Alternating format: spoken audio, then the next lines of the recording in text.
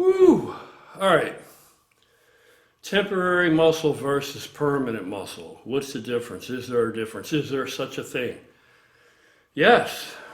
Yes. There absolutely is. It's like the old Aesop fable where the wolf couldn't reach the grapes, so he concluded those grapes are sour anyway, right? That's what they do. So that's where this comes from, this misunderstanding, this fallacy that there is not a difference. There is a difference between permanent, real, genuine muscle that you've built in addition to what you started out with, real shit, as opposed to temporary shit. There's a huge difference. And this is why these guys lose everything when they come off. And this is why these guys are telling you, oh yeah, you lose it all when you come off. No, you don't. That's only their experience. That's only their experience. So because that's their experience, you have to diminish to equalize. It has to be everybody's experience. Oh, everybody's full of shit. Nobody can hold on to that muscle. It's not theirs forever. It's a temporary. No, absolutely not. Absolutely not. And there is science to substantiate this. We understand it now. We understand it now. It happens we've seen it happen in birds. We've seen it happen in fish. We've seen it happen in rats, mice. I don't even know how many different kind of animals or creatures. And it happens in humans. And it's hyperplasia. So when these guys go on something and then they just blow up really quick and all this shit, right? They are experiencing hypertrophy. They're not acquiring any additional new muscle.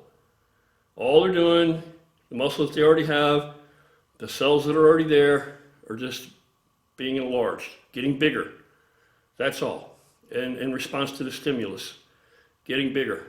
But if you train naturally, long enough and consistently enough, consistency is always key, and you get as close as you can to your genetic limitation, right? Nobody wants to do this because everybody's in a hurry. Nobody wants to spend years and years. Especially if these guys are thinking, oh, I want to be a pro, I want to be this, I want to be the next Mr. Olympia, right?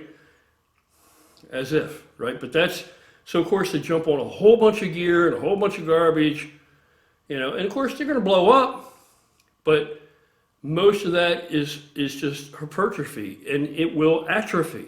They haven't acquired new muscle. Now, will they experience some hyperplasia where you actually develop new nuclei? Yeah, they will. But what used to be the common thought was that you'll experience more hyperplasia on gear with anabolic assistance than you would without. And I'm beginning to wonder if that's necessarily the way that it actually works, because we can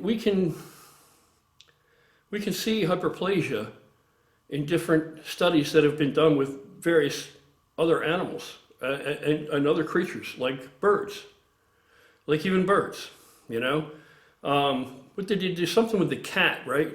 They put a weight on something that the cat had to move to be able to feed itself, and so they trained the cat, and the cat kept doing it, and the cat experienced hyperplasia eventually.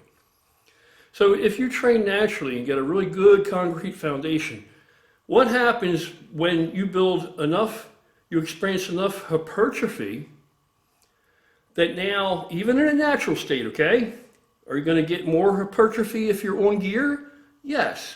Are you going to get more hypertrophy if you have more testosterone than the guy next to you has? Just naturally? Yes. Yes, we're all not created equal in that regard. Some people have naturally higher amounts of testosterone than other people. Some people have more receptors, than other people, and so forth and so on, and all kind of other shit going on. But if you hypertrophy to about your genetic limit, to where your body says, this is all I can do, but I'm still being challenged to meet a demand that I can't really meet so easily right now. So maybe it's more economical for me to actually create new cells, to actually create additional nuclei. And that's hyperplasia. So the body's going to adapt. As long as the body can hypertrophy, it will hypertrophy. But if the load and the demand is enough, the body will experience hyperplasia.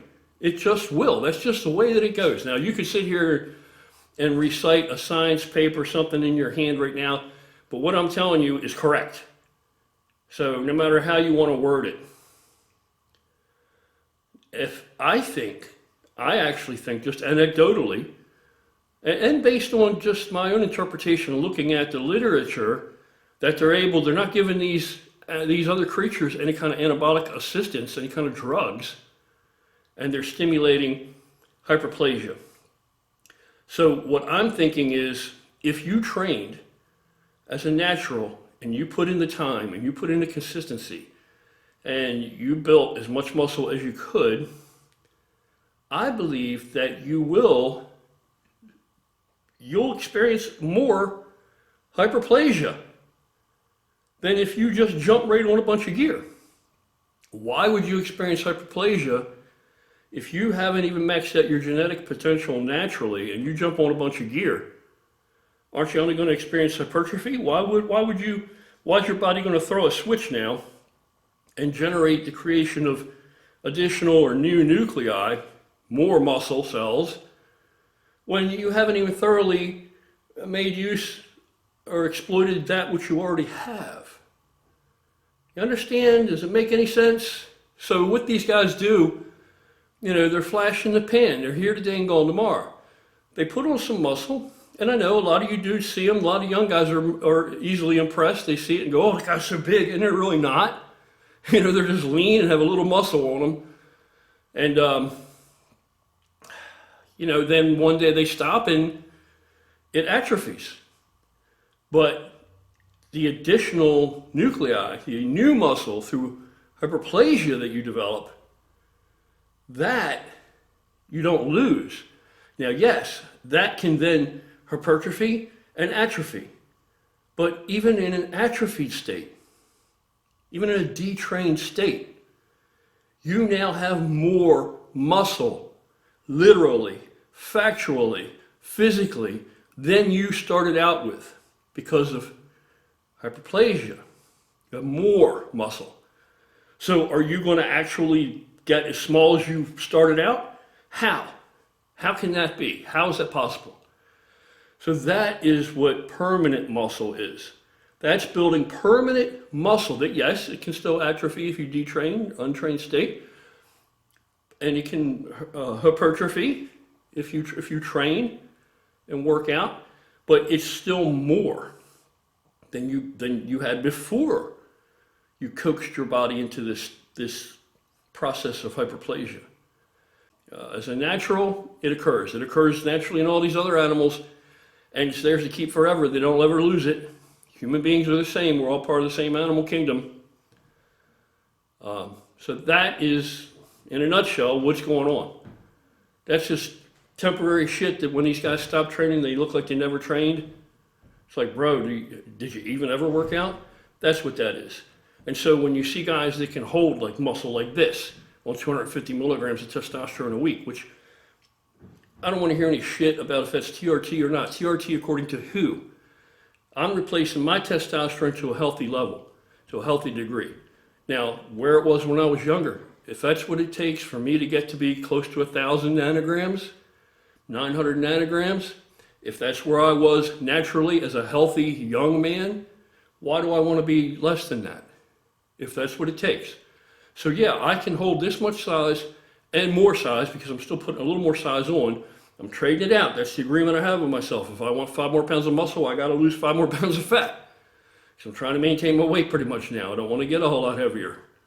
If I have to get heavier at all, it's not the healthiest thing, whether it's fat or muscle, at my age. But that's what the whole story is. That's what the difference is.